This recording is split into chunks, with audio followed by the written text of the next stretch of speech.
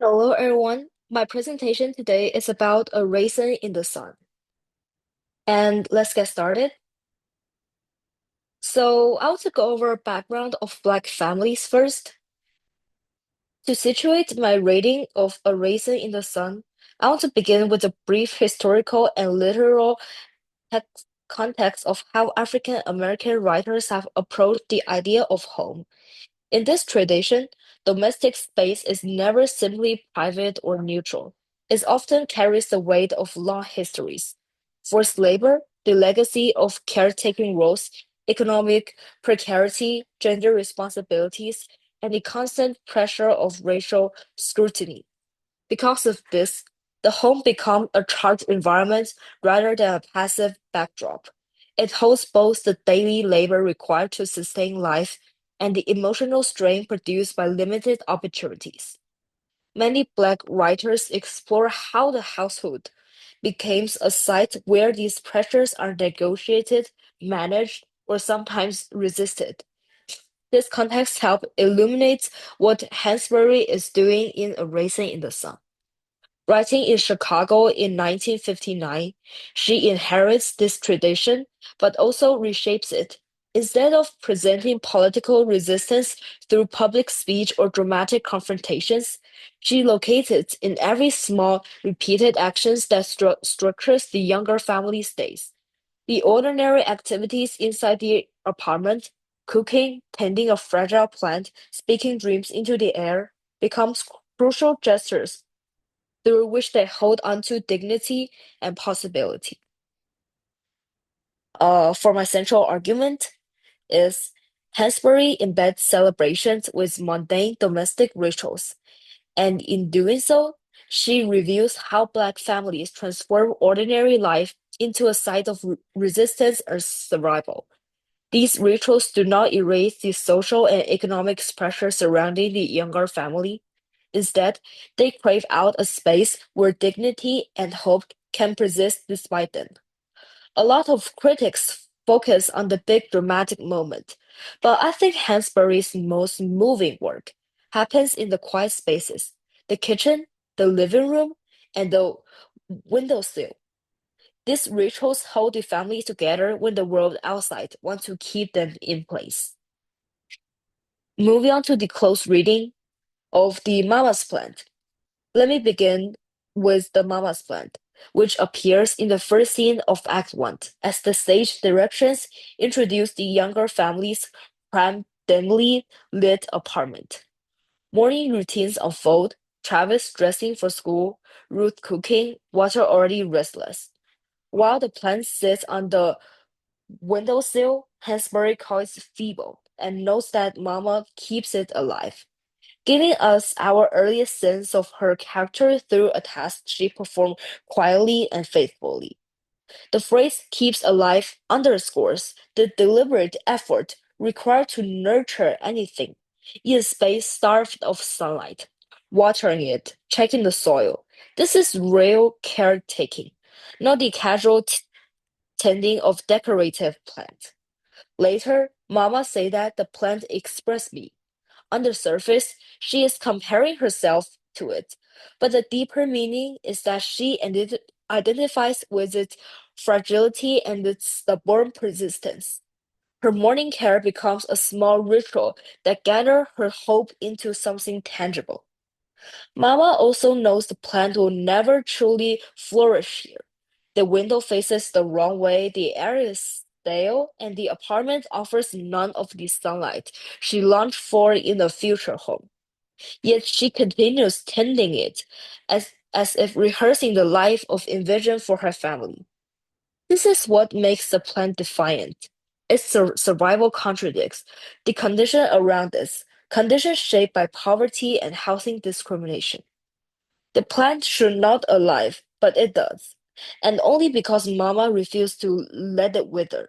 In this small, steady ritual, Hansberry show how responsibility of growth is claimed and protected even in hostile circumstances. In this scene, Mama's plant is not a symbol of her dream. It is the daily enactment of her dream. It is domestic, intimate, and unmistakably political. Through the plant, Hansberry shows us a woman who refuses to let her family's environments determine her vision of their future. Turning to Ruth, I want to look at the opening morning in the kitchen. Hansberry gave us the simple actions. Ruth frying eggs, calling Travis, moving through the cramped apartment with practiced exhaustions. But because tension is already there, water pacing, money worry pressing in, these small tasks takes on extra weight. She isn't just cooking, she's trying to keep the morning from unraveling.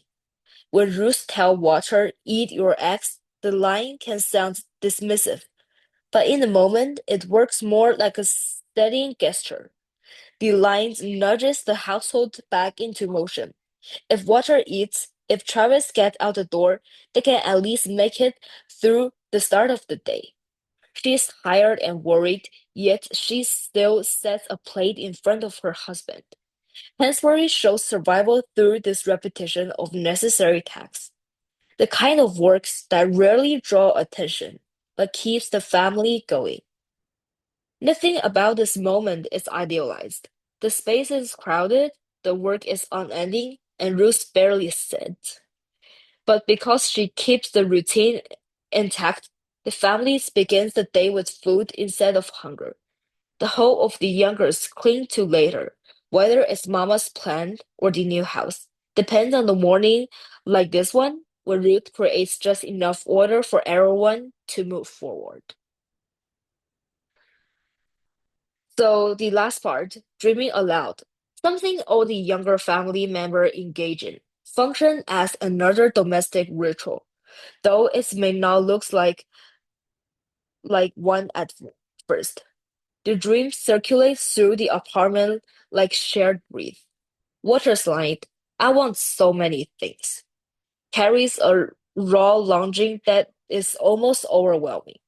Speaking the desire, even when it seems impossible, becomes a necessary act. The apartment may confine his physical world, but the ritual of naming the dreams keep it alive, refusing the emotional stagnation that poverty imposes. Beneath us, dreaming enter a larger cultural space when Asagai called her Alio, which he explained as one for whom bread is not enough. The name acknowledges her desire for a life that extends beyond basic survival. When she later dances to Nigerian music in the living room, the apartment shifts for a moment. It becomes a place where she can try on different versions of herself and imagine a connection to a broader African heritage. And with Asagai, the scene carries a sense of joy, but it also resists the narrow roads that have been available to her. For that brief moment, Benitez moved outside the limits that had been placed around her and let herself imagine a wider horizon. Dreaming in the hands of Hansberry is not escapism. It's a deliberate act that insists upon a future beyond present constraints.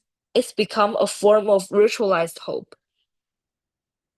Moving on to the conclusion, taken together, the repeated act of watering a fragile plant, making breakfast, and speaking dreams aloud from a clear pattern, these small, ordinary gestures show how the younger family creates the condition for survival inside a cramped apartment that's constantly tested. Hansberry suggests that resistance does not always appear as open defiance or dramatic actions.